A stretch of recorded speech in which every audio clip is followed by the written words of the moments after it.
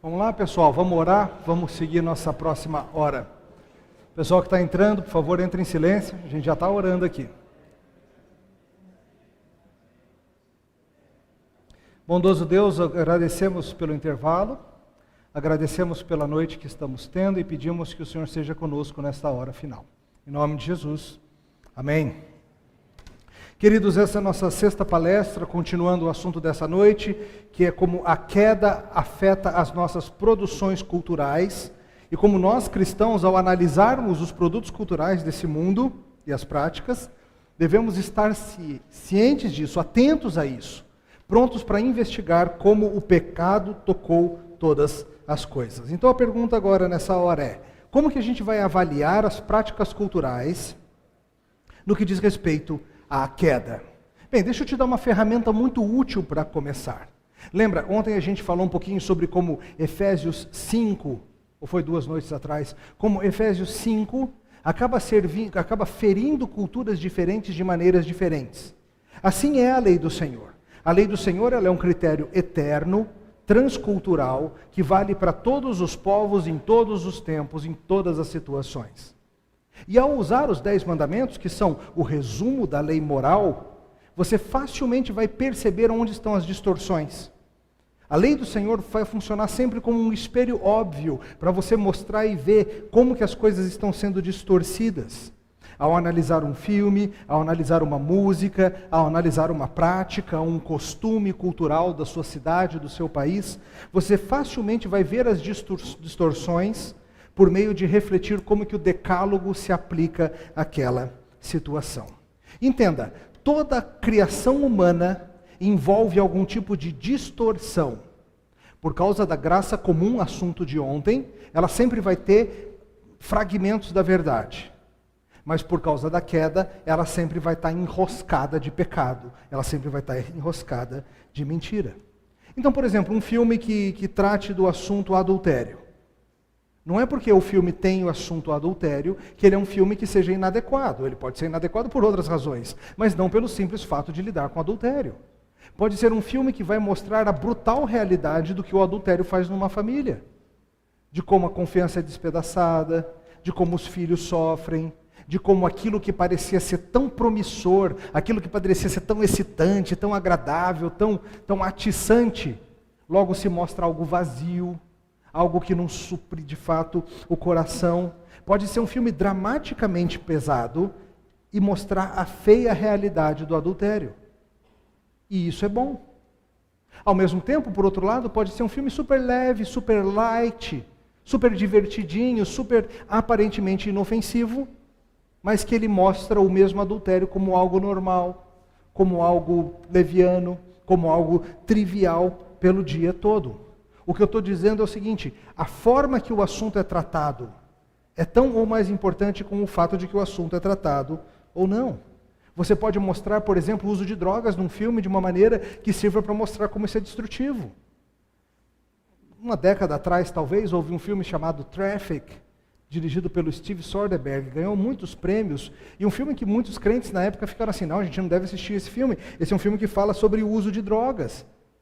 Mas é um filme excelente em mostrar como o uso de drogas corrói famílias, sociedades, cidades, polícia, como que isso mexe com toda a vida da sociedade. Só que às vezes a gente fica com medo de, o tema é drogas.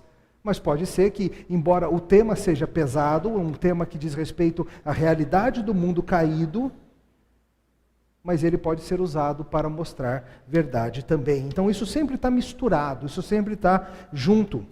As histórias humanas, queridos, elas são sempre tentativas caídas de responder ao mundo ao nosso redor. E elas sempre vão conter uma mistura que é confusa muitas vezes de verdade e mentira, de criação, de queda e de redenção. Se alguém puder trazer uma aguinha para mim, por favor, enquanto a gente continua. Vamos lá. Uma outra razão pela qual em que a queda se mostra nas nossas subcriações é porque as nossas subcriações, os nossos produtos culturais, muitas vezes eles funcionam como um ambiente seguro entre aspas, tá? Para a gente pecar. O que eu quero dizer com isso? Deixa eu explicar para você. Lembra que ontem a gente falou sobre como quando você está lendo um livro, ou você está assistindo um filme, ou quando você está no meio de um jogo de futebol, parece que a vida normal para, e você está ali dentro daquela história, dentro daquele jogo. Você já deve ter tido experiência, os que gostam de jogar bola e parecia que você jogou 5 minutos. Foram 2 horas. Ou se você está vendo um filme que é bom mesmo, o filme parece que passa voando e você ficou uma tarde inteira no cinema. Você está lá dentro, você está participando daquilo. Muitas vezes, o nosso amor por essas coisas é porque eles permitem lá dentro do mundo não real, muito obrigado, experimentar um pouquinho de coisas que a gente não experimentaria de verdade no mundo real. Deixa eu dar alguns exemplos. No seu livro, o Abraham Kuyper, ele fala o seguinte: muitas vezes artistas tentam justificar ter, por exemplo, modelos posando nuas para suas pinturas, dizendo, não, é em nome da arte. Na arte vale. Ou seja, lá dentro pode. Não, na rua não, mas na arte pode. Uma justificativa para pecar. Mas acontece de formas mais simples também. Muitas vezes o pai de família que ensina os seus filhos a falar sempre a verdade, que ensina os seus filhos a usar um linguajar adequado. Quando esse pai leva o menino no estádio de futebol para ver um jogo, o que ele faz? Ele xinga adoidado. Basta o juizão dar uma errada contra o time dele, que ele ensina o seu filho algumas palavras novas, que o seu filho não conhecia. Mas talvez na cabeça dele, não, ali pode. No futebol é assim mesmo, no estádio de futebol é assim que a gente se comporta. Na vida real, não, eu não uso esse linguajar em casa. Já viu esse tipo de atitude? Em casa eu não falo esse tipo de coisa, no trabalho eu não falo esse tipo de coisa, mas no estádio é um ambiente seguro para pecar. Ou então, por exemplo, a mesma pessoa que nunca tiraria um clips de papel do escritório, nunca roubaria nada do seu escritório, da sua repartição pública, no joguinho de banco imobiliário. Ele mete a mão naquelas notinhas de 50, de 500 para ganhar dinheiro, para não sei o quê. Porque ali na brincadeira pode. Então você acha um espaço em que você consegue exercer os seus instintos pecaminosos de uma maneira que aparentemente não vai ter grandes consequências. E talvez no banco imobiliário não tenha de fato grandes consequências, mas quer ver como isso pode ficar muito sério? É muito comum, por exemplo, homens e mulheres arrumarem amantes virtuais. Aquela pessoa, eu nunca cometeria um adultério, eu nunca arrumaria um amante. Mas online, por meio de um site de namoro, nunca com intenção de passar do virtual, fica só lá no computador mesmo. Eu deixo que o meu coração vá atrás de um afeto ilícito, eu deixo que a minha imaginação vá para onde não deveria ir, eu traio no meu coração. E muitos pensam, não, mas isso não é traição. Isso foi virtual. Nunca encostei, nunca nem vi. E não se enganem, pastores, vocês vão ter que lidar com esse tipo de situação. Com gente que está com os afetos direcionados para uma outra pessoa virtualmente. A gente usa os ambientes que nós criamos para pecar de uma maneira que parece ser segura, porque não se dá no mundo real. Se dá nos filmes, nos esportes, nas redes sociais, nos carnavais. Tem até uns ditos que o pessoal fala, né? No carnaval não tem casado, tem coisas que o pessoal fala, não, durante a semana de carnaval vale tudo, as regras da vida mudam. No carnaval vale. Lá nos Estados Unidos o pessoal fala isso em relação a Las Vegas. Las Vegas, tem até uma frase que é, o que acontece em Vegas, fica em Vegas. Lá você pode ir, eu não quero nem saber o que você aprontou lá, desde que fique lá. Muita gente pensa assim. Essa é uma das maneiras que o pecado se enrosca nas nossas subcriações. Outra maneira que o pecado se mostra nas nossas subcriações é por meio do consumismo desenfreado. Nós podemos fazer do dinheiro e do amor do dinheiro, lembra?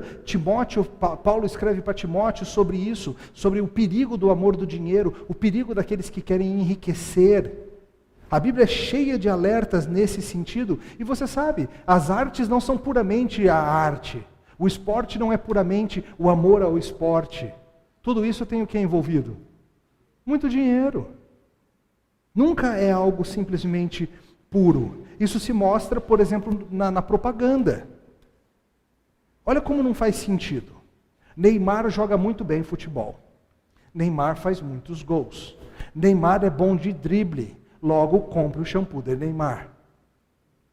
Ué, não entendi a lógica, mas não é isso que a gente faz? O Neymar mostra uma cena dele lá, um comercial, ele jogando bola, driblando, humilhando os jogadores do Real Madrid, como ele sempre faz, e aí ele fala assim, compre, aí bota a marca do shampoo. Não tem nenhuma relação entre as coisas. O shampoo não é bom porque o Neymar está fazendo propaganda, não tem relação. Mas você, porque ama o esporte, porque tem apreço pelo jogador, você deixa seu coração ser levado em direção ao consumo. Eles usam o amor seu pelo esporte para vender um produto. Isso é algo muito claro no mundo caído. A gente tem que estar atento a isso. A ideia de contentamento cristão é uma coisa que é constantemente desafiada no nosso tempo. No nosso discipulado bíblico isso vai aparecer muito.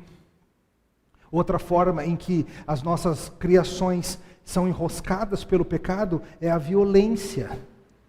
Veja, por favor, entenda, nem toda violência é pecaminosa.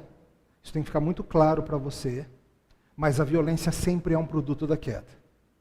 De novo, nem toda violência é pecaminosa, mas a violência sempre é um produto da queda. Há algumas situações em que Deus ordena a violência.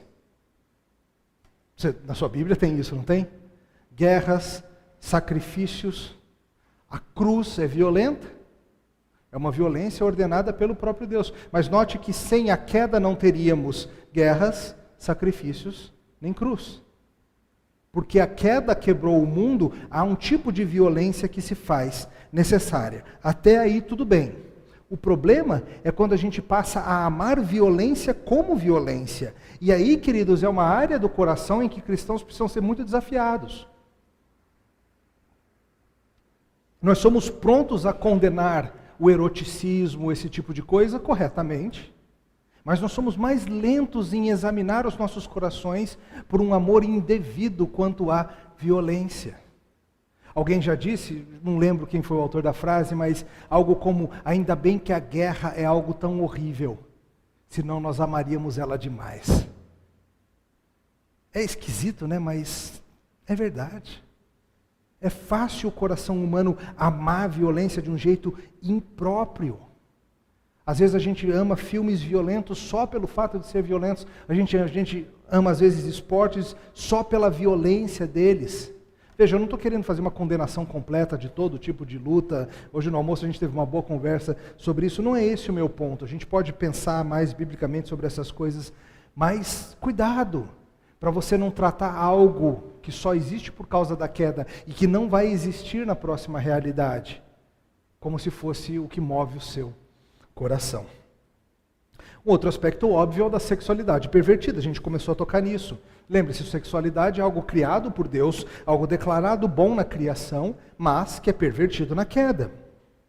E um dos resultados diretos da queda, conforme Romanos 1, o texto que a gente leu mais cedo na outra palestra, mostra, um dos resultados claros disso é as distorções sexuais.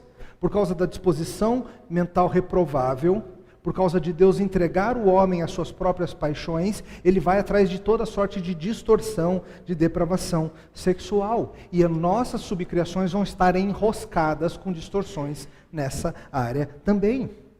Sexualidade aparece em esportes? Claro que aparece.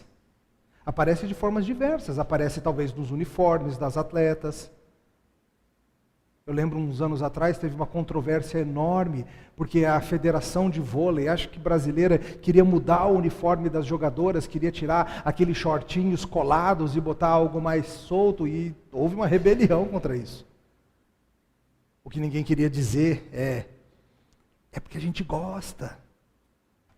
Suspeito, não tenho provas, mas suspeito que há uma erotização também que leva muitos homens a gostarem de ver mulheres lutando. É um dos atrativos das lutas femininas, não sei direito, mas em filmes, em músicas, em seriados, isso é muito mais óbvio. Isso faz com que normalize-se algumas práticas. Muitas vezes é por o maior lobby para a normalização de práticas homoafetivas, homossexuais, não é o protesto na frente do palácio. São seriados divertidos, como Modern Family e tantos outros que mostram para você que os homossexuais são divertidos, são gente engraçada, são gente como a gente. Isso faz com que a coisa fique normalizada. Estou dizendo que você não pode assistir o seriado? Não é isso. Estou dizendo que você tem que estar atento e ver como isso está movendo o seu coração. Um amigo meu, outro dia, falando sobre esse tipo de assunto, um seminarista lá de Brasília, o Léo, ele muito perceptivamente mostrou como num dos seriados mais premiados, mais famosos de todos os tempos, um que se chama Breaking Bad, alguns de vocês talvez conheçam, de um pai de família que se torna traficante de drogas, e é um seriado que te faz torcer pelo vilão. E se você não checar o seu coração, você vai ver lá torcendo para o vilão se dar bem, para ele escapar das autoridades, para ele matar os bandidos, rivais, né? Ele também é um bandido. E se você não percebeu que aquela subcriação está levando o seu coração a contemplar, você vai se pegar torcendo pelo mal. De novo, não assista o filme, não é isso. Mas não desligue o seu cérebro. Não desligue os seus filtros. Entenda, veja o que de fato está acontecendo. A sexualidade distorcida, voltando ao assunto, se mostra em ideais de beleza, padrões errôneos para a sociedade. Atletas muitas vezes são invejados pela facilidade com que têm acesso a sexo. Às vezes a gente escuta histórias de jogadores de futebol, de tenistas, de golfistas. Novamente aquele aspecto que a gente falou outro dia da substituição. Muitas vezes a gente tem prazer em ouvir as histórias de farra, porque é o tipo de coisa que lá no fundo talvez a gente gostaria de ter. Eu não posso ter, não é certo, mas eu quero saber como é. Alguém me conta como funciona. Copa do Mundo, você vai ver esse tipo de coisa o tempo todo também. Nos filmes também acontece, obviamente, toda a ideia de atrair por meio da sensualidade, esse tipo de coisa. Então são alguns aspectos, alguns tipos de fraturas que vão sempre aparecer nas nossas subcriações. Quando você for avaliar produtos e práticas, tem uma série de perguntas... Tem uma série de perguntas que podem ser úteis para você. Estão aí, algumas delas. Onde é que este produto, ou esse filme, por exemplo, onde é que esse filme falsifica ou mente acerca da verdade? Lembra, porque nós somos seres humanos, nós sempre lidamos em termos de verdade, mentira, certo e errado. Mas a gente pode distorcer isso.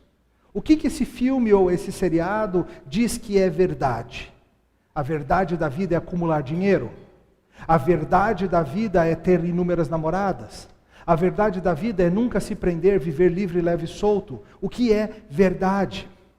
Ligado a isso, a outra pergunta: qual é o objetivo da vida que é apresentado na história como um todo? E nas sub-histórias dentro da história? Então, por exemplo, nós sabemos, biblicamente falando, que o nosso objetivo na vida qual é? Glorificar a Deus. E gozá-lo para sempre, ao mesmo tempo, nos alegrarmos nele.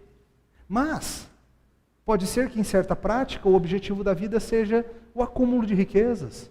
Seja isso, seja aquilo, e por meio de entender qual é o objetivo da vida apresentado naquele produto, você vai começar a entender melhor a idolatria, o substituto de Deus, e isso vai te dar um caminho para o coração daquela pessoa. Eu imagino que vocês conheçam gente que ama, por exemplo, já que a gente falou no carnaval, esse tipo de festa. Gente que passa o ano juntando dinheiro para comprar um pacote para ir para algum lugar, ou para comprar o acesso a um trio elétrico, ou a uma festona, seja lá o que for. E vale você investigar. O que é que nesse tipo de vida, de situação, atrai tanto o coração dessa pessoa? Qual é a situação que mostra a idolatria que está embutida ali? E ao ver isso, você vai ao mesmo tempo ter um vislumbre da idolatria e um vislumbre do caminho para Deus que você possa apresentar. Talvez a pessoa esteja achando que ali ela vai encontrar um tipo de satisfação do coração. E você vai mostrar para ela, me diga aí, ano após ano, satisfaz mesmo? Ou você passa o ano inteiro sonhando com fevereiro? E a partir disso você pode apontá-la para algo que vai satisfazer de uma maneira superior, e assim por diante. Ligado a isso, outra pergunta: quais ídolos são aparentes nesse produto? Como o próprio produto serve de ídolo para o coração da audiência? Pense, por exemplo, no futebol, com seus ídolos, o próprio esporte sendo um ídolo. Quais aspectos idólatras são oferecidos como parasitas de verdadeiras bênçãos do Senhor? Isso é muito útil. Lembra, Deus dá para a gente várias coisas. Deus nos dá, por exemplo, segurança.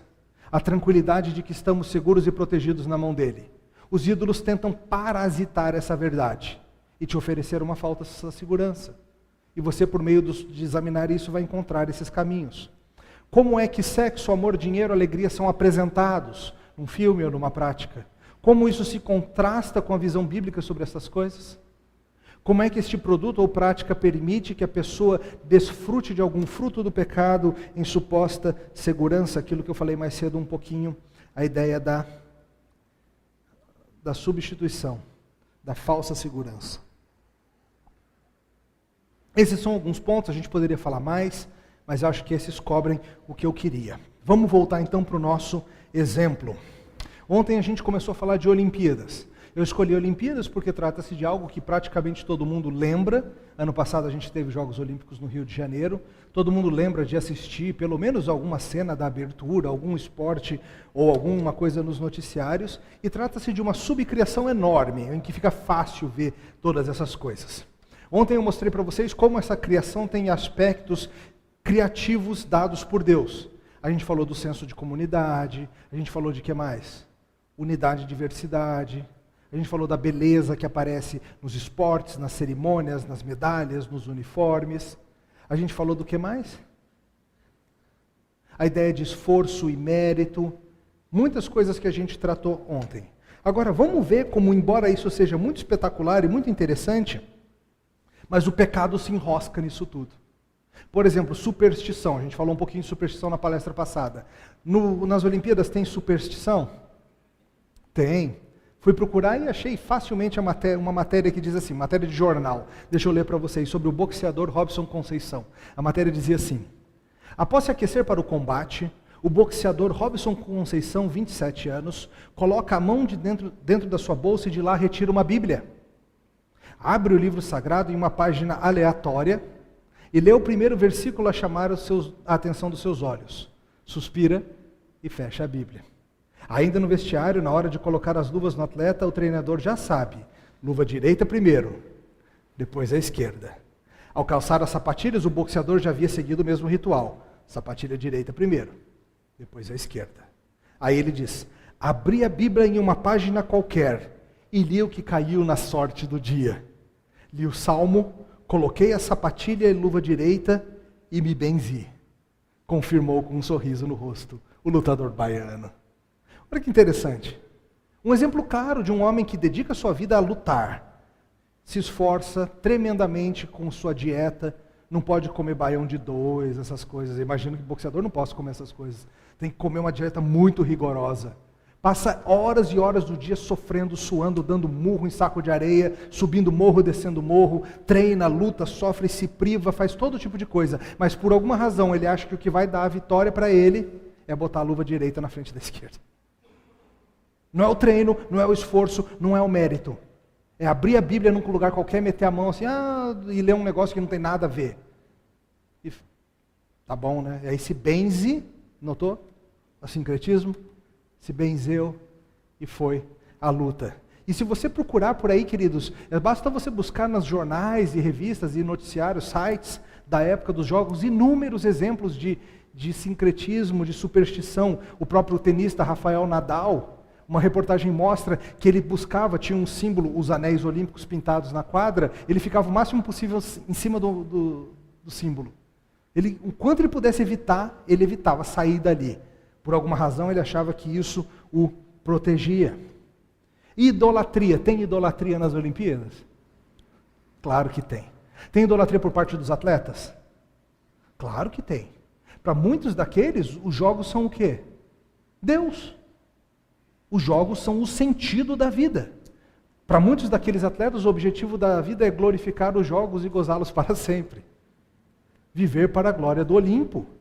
E ele vai dedicar cada segundo da sua vida, cada grama de força do seu peito para isso.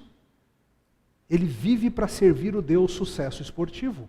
Muitos deles são idólatras. Por favor, não todos, eu não conheço o coração de todos, tá? E os torcedores são idólatras? Claro que são, muitos são, não todos. Você pode muito bem assistir os jogos sem pecar, mas muitos param de viver. Conhece gente que quando chega a Copa do Mundo para de viver, tira férias do trabalho, fala, esposa não conte comigo por um mês, começou já a Copa do Mundo. Filhos, Se vier falar comigo é sobre a Copa. E só. Gente que vive para o evento, gente que faz daquilo o seu Deus. Gente que gasta o dinheiro que não tem para ir, para assistir, para participar. Idolatria vai aparecer nessas coisas. Os comerciais vão tentar alimentar essa idolatria. A cobertura da mídia vai tentar alimentar essa idolatria. O esporte em si pode ser um ídolo poderosíssimo. Idolatria aparece nessas coisas. E será que as Olimpíadas têm distorções? Será que o pecado sexual se enrosca na Olimpíada? O que vocês acham? Não, super tranquilo e comportado, todo mundo. Aqueles milhares de atletas jovens, com seus corpos sarados, vivendo sem lenço e sem documento na Vila Olímpica, o que você acha que acontece? Isso mesmo que você está pensando.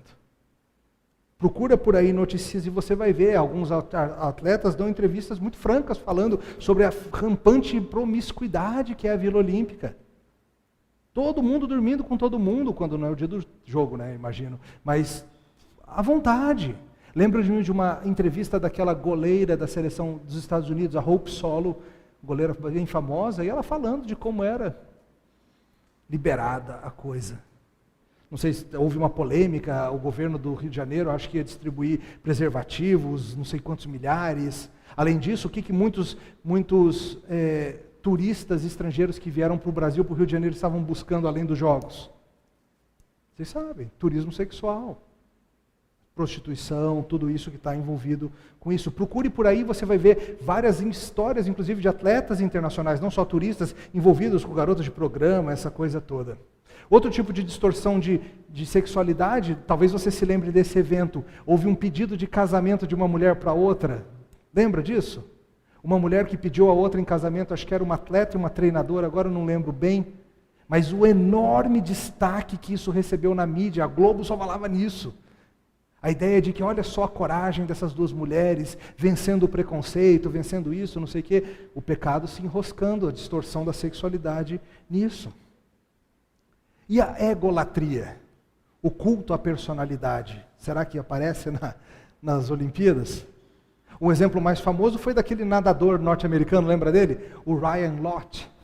Aquele que ganhou umas medalhas, aí saiu na noite carioca com os amigos, aprontou, quebrou coisa num posto de gasolina, depois mentiu para a polícia, dizendo que tinha sido assaltado e queria fugir. Uma confusão louca, e alguém escreveu, o cara vai querer mentir, logo no país que tem um bicampeão mundial com só uma Libertadores. Poucos corintianos aqui, né, pela carinha. Isso é lugar para mentir? Foi pego também, mas é aquela sensação de que o atleta pode tudo, isso estava movendo o cara. A ideia de que eu sou um deus do Olimpo, eu posso ir num país estrangeiro, aprontar o que eu quiser, quebrar coisas e voltar impune para o meu país, eu sou um atleta. Homens se achando quase deuses. E perversão de regras acontece? Talvez você se lembre, boa parte da delegação do atletismo russa foi proibida de vir aos Jogos. Por quê? Por causa do doping, por causa de um uso descontrolado de certas substâncias.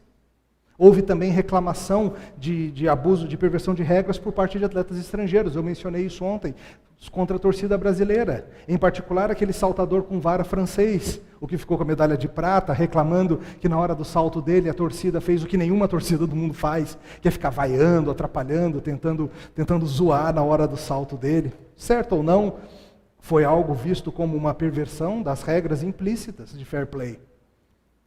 Houve uma enorme controvérsia sobre a tal da continência à bandeira. Logo todo mundo já quis politizar a coisa. A gente estava caminhando rumo a questões de impeachment e tudo, e houve uma enorme politização da coisa.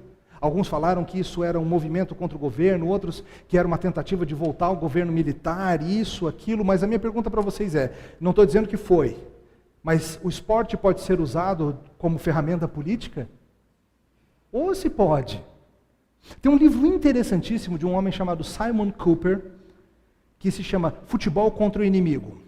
Como o esporte mais popular do mundo alimenta revoluções, começa revoluções e mantém ditadores no poder. É uma história, é uma análise do futebol e sua função como uso de ferramenta política ao redor do mundo. E são inúmeras as histórias na África, na Ásia, no Oriente Médio, no Brasil. Muito, muito interessante como o esporte pode ser usado como uma ferramenta de dominação. Consumismo. Consumismo se enrosca nos Jogos Olímpicos? Claro que sim. Facilmente muita gente pode levar o lucro acima mesmo de níveis de segurança. Muita coisa pode acontecer nesse sentido. Na época da Copa do Mundo, não sei se vocês lembram, uma controvérsia que aconteceu, por lei era proibida a venda de bebida alcoólica nos estádios brasileiros. Só que o problema é que uma das grandes patrocinadoras da FIFA era uma marca de cerveja. E agora, como é que faz? E o dinheiro falou mais alto que a lei e foi liberada a venda. Vendeu sim, embora a lei dissesse que não podia. Ferimentos horrorosos, outro resultado do mundo caído. Lembra de alguma história de ferimento horrível nos Jogos Olímpicos? Produtos do mundo caído também. Se você não aguenta ver, fecha o olho, hein? Avisei. Lembra? Esse ginasta que rachou a perna. Teve um levantador de peso também, vou tirar rápido. Passou, calma, pode abrir o olho já. Já passou. Lembra, teve uma outra grande controvérsia ligada também a costumes, foi um jogo emblemático, um jogo de vôlei de praia entre Egito e Alemanha.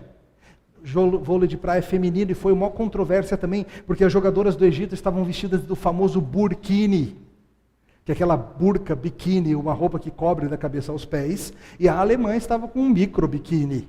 E aí ficou aquele jogo, aquele contraste absurdo, e os muçulmanos dizendo que aquilo é imoral, e os alemães dizendo que aquilo é que é imoral, e essa confusão toda.